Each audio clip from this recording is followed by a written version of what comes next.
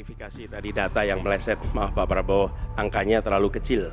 Bukan 320 hektar, tapi 340.000 hektar. Karena kita berhasil membangun ekonomi kita.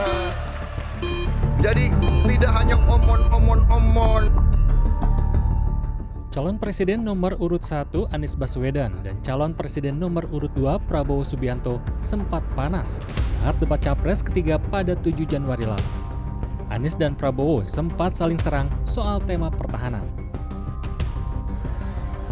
Tak hanya saat debat, di luar debat keduanya juga saling lempar kritik satu sama lain.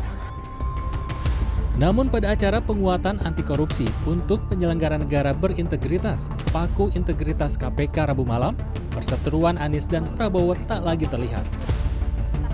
Usai ketiga paslon menyampaikan program mereka untuk memberantas korupsi, ketiga paslon saling bersalaman, termasuk Anies dan Prabowo.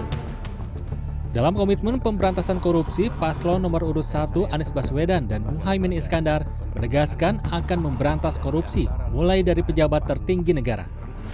Kita ingat era di mana KPK datang di sebuah tempat, tidak mau ikut makan, tidak mau ikut kegiatan-kegiatan yang didanai di luar KPK. Standar yang tinggi itu harus dikembalikan di KPK. Sehingga bukan saja undang-undangnya memberikan kekuatan dan kemandirian, tapi juga di dalamnya baik pimpinan maupun seluruh staf bekerja dengan kode etik yang amat tinggi. Sementara paslon nomor urut 2 Prabowo Gibran dalam paparan komitmennya memberantas korupsi akan melakukan 2 langkah prioritas. Kehendak politik, political will.